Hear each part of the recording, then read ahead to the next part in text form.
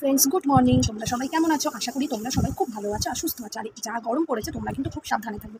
তো বন্ধু, এখন বাজে 9:50। তো আমি ঘুম থেকে অনেকক্ষণ আগে আজকে উঠে গেছি, কারণ আমাদের যে মাসিটা কাজ করতে আসে, বাসন মাজতে আসে, সে এখনো পর্যন্ত আসেনি, মানে আজকে আসেনি। তাই এবার সব কাজ আমাকেই করতে হয়েছে একা হাতে, কারণ আমি বাড়িতে একাই আছি, বাবা আছে, তার সাথে মা ছোটো মাসের বাড়ি থেকে আজকে আসবে। তো যাই হোক, আজকে অনেক কাজ ছিল। ঘর মোছা ছিল, দুটো ঘর মোছা, ঝাড় দেওয়া, বাসন মাজা, কাপড় কাচা, সিঁড়ি ঝাড় দেওয়া, তারপরে হচ্ছে সিঁড়ি মোছা, তারপরে ছাদ ঝাড় দেওয়া। যাই হোক, এইসব কাজ করে অ্যাট লাস্ট আমার কাজটা শেষ হলো। আমি স্নান টান করে এখন চলে এসেছি। তো এবার ভাবছি আমি একটু চা করবো, চা খাবো বিস্কুট দিয়ে। তো আজ শনিবার, আজকে বললাম বাবাকে তুমি একটু পুজোটা দিয়ে দাও বাবা, আজকে মা আসছে, তো মা শনিবারটা পালন করে। আমি অতটা শনিবারে নিরামিষটা খাই না, কিন্তু বাড়িতে হলে খেয়ে নিই। তো আজ ভাবছি রান্না করবো, ডাল করবো, টক ডাল করবো, না টক ডাল না, আজকে এমনি প্লেন ডালই করবো। তার সাথে আলু সোয়াবিনের তরকারি করবো, আর একটু পটল আছে, পটল ভাজবো, আর একদম আম দিয়ে জল টক করবো, মানে পাতলা একদম জলের মতন। ওটা না বন্ধু আমার খেতে খুব ভালো লাগে, আমি চাটনির থেকে জল টকটা খুব ভালো লাগে। তো যাই হোক, তোমাদের সাথে আবার পরপর আমি ডেলি যেরকম শেয়ার করি তেমনই আমি শেয়ার করবো। তো চলো আজ এখন আমি একটুখানি লচা করে নিয়ে আসি, লচাটা খেয়ে তারপরে আমি এক এক করে সব কিছু করবো। তো বন্ধুরা, আমার চা করা কমপ্লিট। তো আমি এখন এই লচাটা খেয়ে নেবো। ওই একই কাপে দুটো বিস্কিট দিয়ে চা আমি নিয়ে বসে পড়েছি। তো চলো তাড়াতাড়ি করে ঝটপট করে চাটা খেয়ে নিই। এবার আমাকে রান্নার কাজে চলে এসেছে। তোমাদেরকে বলেছিলাম আমি আমের টক করবো। দেখো বন্ধুরা, আমার কিন্তু আমের টকটা অলরেডি হয়ে গেছে। আর তোমরা সাথে সাথে একটা জিনিস লক্ষ্য করেছো, ওটা হলো নকুলদানা। আমাদের ঘরে প্রচুর ঠাকুর, তো অনেক দিন ধরেই আমরা এই নকুলদানাটা জমিয়ে রেখেছি। সব খাবারটা তো সম্ভব হয় না, তাই আমাদের নকুলদানা প্রায় 1 কৌটোর মতন হয়। তো এই গোটা পুরো 1 কৌটো নকুলদানা আমি কিন্তু দিয়ে দিয়েছি। দেখো তোমাদেরকে আমি তুলে দেখিয়েও দিলাম। আর এদিকে আমি পাশে দুধ চা খাবো দেখে আমি চায়ের জলটাও বসিয়ে দিয়েছি। ভালো করে আগে চায়ের জলটা ফুটুক, তারপরেই আমি চাটা খাবো। আর তার সাথে তোমাদেরকে আমি দেখিয়ে দিচ্ছি কি কি সবজি কেটেছি। তা চলো আমি একটু নিচে বসে পড়লাম। এই যে দেখো উচ্ছেটা ভেজে নেবো গোল গোল করে। আর ওইটা যেগুলো আলু দেখলে ওগুলো হচ্ছে তোমার সোয়াবিনের, আর এটা হচ্ছে নুন আর হলুদ দিয়ে ভাজা। এটা আমি গোল গোল করে কেটে রেখেছি, সেটা ভাজবা। তার সাথে মুড়ি আর চানাচুর নিয়ে নিয়েছি, আমি ওই দুধ চাটা দিয়ে খাবো। আর সোয়াবিনটা আমি সেদ্ধ করে নিয়েছি। আর এদিকে দেখো অলরেডি কিন্তু আমার আমের টকটা হয়ে গেছে, পুরো পাতলা একদম জলের মতন। এই টকটা কিন্তু খেতে বন্ধুরা খুব ভালো লাগে। আর আমি না একদম থকথকা টক খেতে পারি না, আমার একদম পাতলা জলের মতন আম টকটাই ভালো লাগে। আর এদিকে দেখো বন্ধুরা, আমার চাটা কিন্তু অলরেডি ফুটে এসেছে।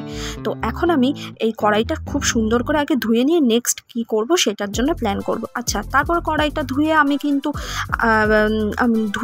আমি সোয়াবিনের আলুটা ভেজে রেখেছি। তারপরে দেখো আমার উচ্ছে ভাজা হয়ে গেছে, কিছু উচ্ছে বাকি আছে, সেটাও ভাজবো। তোমাদেরকে বলেছিলাম আমার মিক্সিটা দেখাবো। তো চলো আমি আমার মিক্সিটা বার করে নিই, তোমরা দেখে নাও। মানে মেশিনটা, এটা হলো আমাদের মিক্সির বাটি। এই যে দেখো বন্ধুরা, এই মিক্সিটা খোলা আর লাগানোর সিস্টেমটা একটু অন্য ধরনের। মানে এই যে বোতামটা আছে, বোতামটাকে পুশ করতে হয়। চলো আমি তোমাদেরকে একবার ভালো করে দেখিয়ে দিচ্ছি। তোমাদেরকে বলেছিলাম, এই দেখো এটা হলো আমার মিক্সির বাটি। এটা পুশ করতে হয় এদিক দিয়ে, মানে ধরো আমি এই যে পুশ করলাম, এই দেখো এটা আমার খুলে গেল। তো এখন এই মিক্সির বাটিতে আমি নিয়ে নিয়েছি আদা আর হচ্ছে জিরে, মানে গোটা জিরে, আর একটু ধনের গুঁড়ো আর লঙ্কা, আর জলটা দিয়ে আমি রেডি করে রেখেছি। এবার আমি তোমাদেরকে বাটিটা কিভাবে লাগাতে হয় আমি দেখিয়ে দিচ্ছি, দেখতে থাকো তোমরা। প্রথমে এই যে জিনিসটা দেখতে পাচ্ছ, এই জিনিসটা এরকম ভাবে আটকাতে হবে, গিয়ে এইখানে এই যে দেখো, এটা আমি কিন্তু এখনো বসাইনি, ঠিক এইভাবে পুশ করলে দেখো এই যে বোতামটা যেটা থাকে সেটা এইদিকে সরে এলে আমার হয়ে যায়। আর এই বোতামটা এদিকটা দিয়ে বেরিয়ে যায়, মানে উপর দিকে পুশ করলে বোতামটা বেরিয়ে যায়। আর যখন আমি খুলবো ঠিক এদিক দিয়ে। তো চলো আমি এখন আমার মিক্সিটা নামিয়ে নিচ্ছি, আর এটাও টেস্ট করে নেবো। এটা হচ্ছে সোয়াবিনের মশলা, তোমরা দেখতে থাকো। আর আরেকটা বন্ধুরা, আমার ঘরটা একটু অগোছলা আছে, সেটাতে তোমরা কিছু মনে করো না। কি করছিস? মিক্সিটা কোথায় নামাবো? পাশের বাড়ির লোকের কাছ থেকে মিক্সি আনবো? বলে কি করছিস?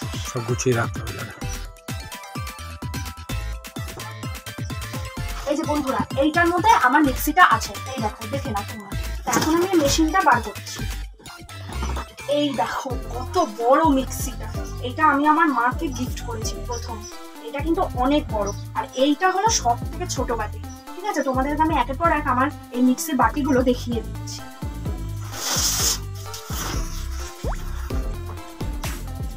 দেখো,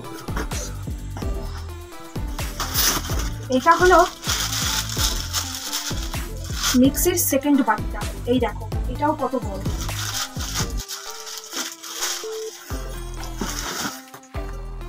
আর এইটা হলো সব থেকে বড় বাটি, দেখো কতটা বড়। আমি এইটা কিনে দেওয়ার একটাই কারণ, এটা ওই একই পদ্ধতিতেই পুশ করতে হয়। তো এইটা আমার কিনে দেওয়ার একটাই, আমাদের বাড়িতে না বিশাল করে জন্মাষ্টমী পুজো হয়। তো ওই জন্যই আমি মনে করেছিলাম যে লোকজন আসে, রান্নাখানাও আমাদের প্রচুর হয়, তো এই কারণের জন্য এই মিক্সির বাটিটা আমি কিনে দিয়েছি মাকে। তো চলো এখন আমি আগে মশলাটা করে নিই, এই জায়গাটা আমি পরে গোছাবো। এই দেখো মিক্সির বোতামটা হচ্ছে আমার এরকম গোল, এই যে এরকম করে গোল। আমি মিক্সিটা করতে থাকি, আবার তোমাদের সাথে আমি পরে দেখা হবে আমার। এই যে মিক্সিটা যেটা লাগানোর পদ্ধতিটা আমি তোমাদেরকে দেখিয়ে দিচ্ছি। দেখো আমি বাতিটা বসিয়ে দিয়েছি যেরকম প্রত্যেকটা মিক্সিতে বসাতে। এই যে জিনিসটা দেখতে পাচ্ছ এর নিচে, এই যে এইটা ঠিক আমার এরকমভাবে ঘুরে এই ঘাটটায় পুরো বসবে আমার। এই যে দেখেছো, এই যে পুরো ঘাটটায় আমার বসে গেছে, এই যে ঘাটটায় বসে গেছে। এবার আমি মিক্সিটা করব। ওখানে আমি সুইচ দিয়ে দিয়েছি, এই যে সুইচ দেওয়া আছে, প্লাগও দেওয়া রয়েছে। এবার আমি মিক্সিটা করে নিই। এই যে তোমরা নিশ্চয়ই দেখতেই পাচ্ছ ওপর থেকে মিক্সি করাটা কিন্তু আমার কমপ্লিট। এবার চলো এবার আমি এটাতে মিক্সিটা আমি এখানে রেখে দিচ্ছি। আমি এই নিচটাতে মিক্সিটা রেখে দিলাম, এটা সোয়াবিনের জন্য মশলা। তো দেখি একটা পার্ট উচ্ছে ভাজা আমার কমপ্লিট হয়ে গেছে, তুলে নিয়েছি। আর এখানে আরেক পার্ট উচ্ছে ভাজাটা চলছে। এবার শুধুমাত্র আমি এবার এই গ্যাসের মধ্যে আরেকটু কিছুক্ষণ পরে আমি ভাতটাও বসিয়ে দেবো 12:30 নাগাদ। ঠিক আছে, চলো তোমরা দেখতে থাকো। আমার উচ্ছে ভাজা কমপ্লিট, আমি নামিয়ে নিয়েছি। তার সাথে দেখো একটু তেলও নামিয়ে দিয়েছি। আর এখানে মিক্সির মধ্যে হলুদ গুঁড়ো, লঙ্কার গুঁড়ো, ধনের গুঁড়ো তো দেওয়াই আছে, নুন, মিষ্টি আর একটু টমেটো সস দিয়ে দিয়েছি। আর কড়াইটাতে আমি বসিয়ে দিয়েছি গরম তেল দিয়ে, তেলও গরম হয়ে গেছে। তার সাথে আমি দিয়ে দিয়েছি গোটা জিরে ফোড়ন, আর তার সাথে যে মশলাটা আমি করে রেখেছি সেই মশলাটাও দিয়ে দিয়েছি। ভালো করে মশলাটা ফুটে এলে পরে আমি দেখো খুব সুন্দর করে মশলাটা যখন হয়ে গেছে তখন আমি কড়াইতে সোয়াবিন আর আলুটা এইমাত্র দিয়ে ভালো করে আমি নাড়াচাড়া করে ভালো করে নাড়াচাড়া করে নেবো এবার। আর বন্ধুরা তোমরা কেমনভাবে সোয়াবিন করো আমাকে কিন্তু অবশ্যই তোমরা কমেন্ট বক্সে জানিও। আমি কিন্তু সোয়াবিন করি এরকমভাবে নিরামিষ। সোয়াবিন কিন্তু আমার নিরামিষ ছাড়া একদম ভালো লাগে না। অনেকে শুনেছি পেঁয়াজ দেয়, রসুন দেয়, কিন্তু সোয়াবিন বা আলুর দম বলো একদমই নিরামিষ ভালো লাগে না। তো যাই হোক খুব ভালো করে আমার মশলাটা দেখো শুকিয়েও গেছে, বেশ শুকনো হয়েও গেছে, তার মানে কিন্তু অলমোস্ট আমার রেডি। তো চলো এখানে এবার আমি একটু করে জল দিয়ে দিই। প্রথমে আমি অল্প জল দিয়েছিলাম, ভাবলাম যে জল হয়তো লাগবে না, কিন্তু ভাবলাম যে না আর একটু জল লাগবে। তো যাই হোক এটা খুব ভালো করে এবার সেদ্ধ হতে থাকুক। আর একটু জল দিয়ে দিলাম বেশি করে, যাতে আলুগুলো খুব ভালো করে সেদ্ধ হয়ে যায়। তো বন্ধুরা তোমরা কিন্তু অবশ্যই কমেন্টস করে জানিও। আর এইদিকে দেখো এদিকে আমার সোয়াবিনটা হচ্ছে হোক, আর এদিকে আমি ভাতের হাঁড়ি বসিয়ে দিয়েছি ঠিক আগের মতন। তোমাদেরকে বলেছিলাম আমি যেমন করে ভাত করি ঠিক তেমনই ভাত করেছি। আর এখানে দেখো আমার কিন্তু খুব ভালোভাবে ফুটে আসছে। তোমরা বন্ধুরা এই কালার দেখে ভেবে নিও না যে সোয়াবিনটা খুব বাজে খেতে হচ্ছে, সোয়াবিনটা কিন্তু খুব ভালো হয়েছে।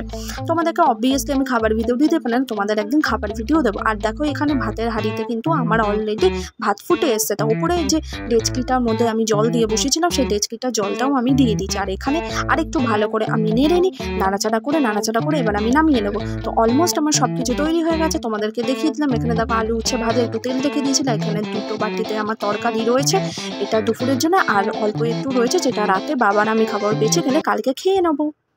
দেখো বন্ধুরা আমি হাত মুখ দিয়ে চলে এসেছি, খুব গরম লাগছে। আর প্রতিদিনের মতো আমি কিন্তু দেখো 1 গ্লাস আবারও সেই লেবু জল নিয়ে চলে এসেছি। আর এই যে আমি 1 গ্লাস পুরো ঠান্ডা একটু ফ্রিজে করে রেখে দিয়েছিলাম। তো চলো এখন আমি এটা খেয়ে নিই। আর দেখো বন্ধুরা এত গরমে চোটে আমার নিচে ডার্ক সার্কেলও পড়ে গেছে। তো যাই হোক আজকের মতন ভিডিওটা আমি এখানে শেষ করছি, টাটা।